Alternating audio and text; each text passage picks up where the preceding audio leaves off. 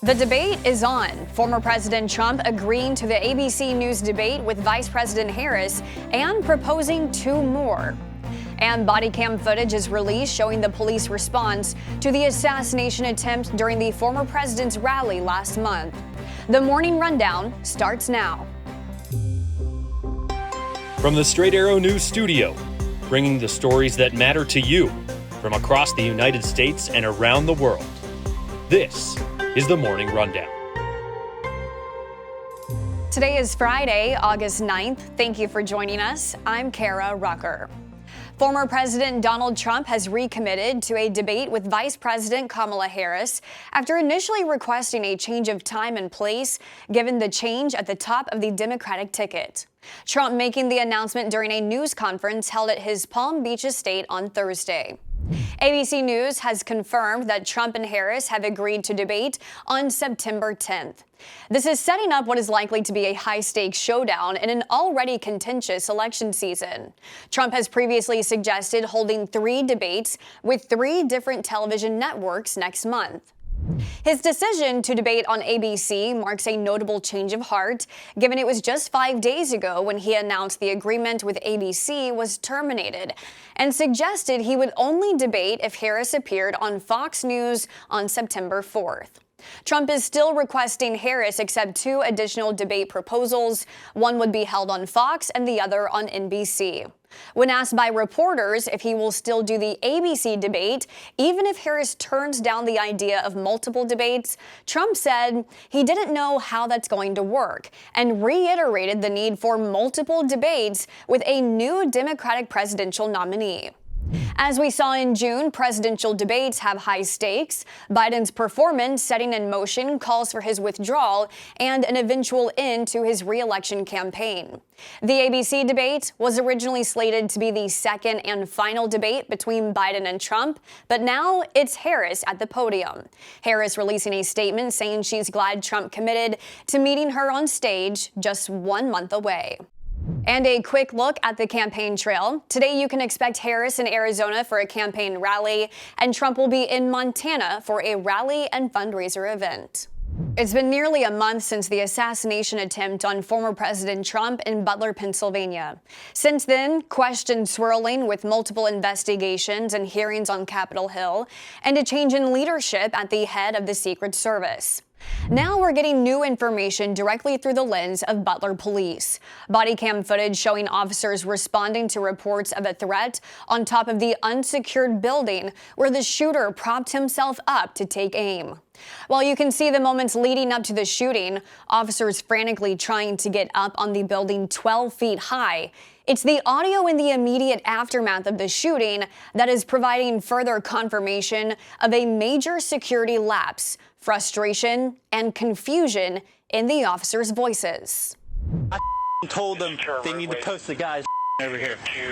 I told them that the Secret Service. I told them that Tuesday. I told them to post guys over here. I have no contact with the inside.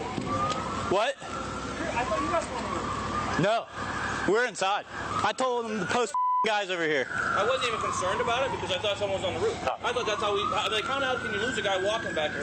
They were on the roof. They were inside. Why were we not in the building? Because you need to go somewhere over on the left side. Why weren't we? Because I thought we were going to post guys over here. I talked to the Secret Service guys. They're like, yeah, no problem. We're going to post guys over here. I'd say this is a up. Sorry, not. The shooting leading to one rally-goer dead and Trump shot in the ear in a near-fatal hit. The public search for accountability has led to agencies across local, state, and federal levels to finger point and shift the blame. There are still several ongoing investigations into how the incident happened and how to prevent it from happening again.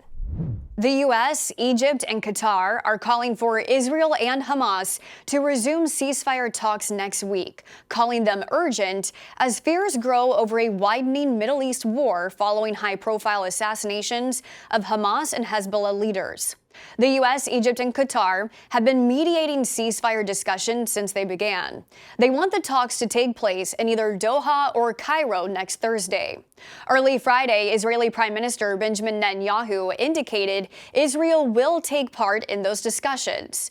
Hamas's newly chosen leader has not indicated if the terror group is willing to join. Columbia University is the latest college facing a wave of overt anti-Semitism. Thursday, the university's chief operating officer's New York home was vandalized with red paint and Nazi and Hamas imagery, as well as insects. Inverted triangles, which are used by Hamas to identify Israeli targets and Nazis to tag prisoners during the Holocaust, were painted on the entranceway to Cass Holloway's apartment building. It happened on the same day 3 of the university's top administrators resigned over controversial text. Columbia confirming the resignations of the school's Dean of Undergraduate Student Life, Associate Dean for Student and Family Support, and Vice Dean and Chief Administrative Officer after it came to light they exchanged anti-Semitic messages during an on-campus event about Jewish life at the school. Media conglomerate Paramount is laying off 15% of its U.S. workforce. The layoffs, which will impact around 2,000 staffers, are part of Paramount's bid to cut $500 million in annual costs ahead of its merger with Skydance Media.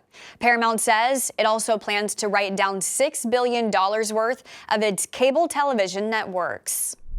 Finally this morning, the U.S. adding to its Olympic medal count on Thursday. Team USA now with a total of 103 medals so far as the Paris Games wind down. The men's basketball team will be hoping to bring home gold this weekend against host France in the final. Steph Curry, Kevin Durant, and LeBron James leading the team to a come-from-behind victory over Serbia on Thursday after being down 17 points, winning 95-91. On the track, it was not the result American sprinter Noah Lyles was hoping for in the men's 200-meter final. Lyles, who won his first Olympic gold on Sunday in the 100 meters, finished third this time, behind Letsile Tebogo of Botswana and USA teammate Kenny Bednarik. Lyles was taken away in a wheelchair after crossing the finish line and later revealed he had been diagnosed with COVID 2 days earlier.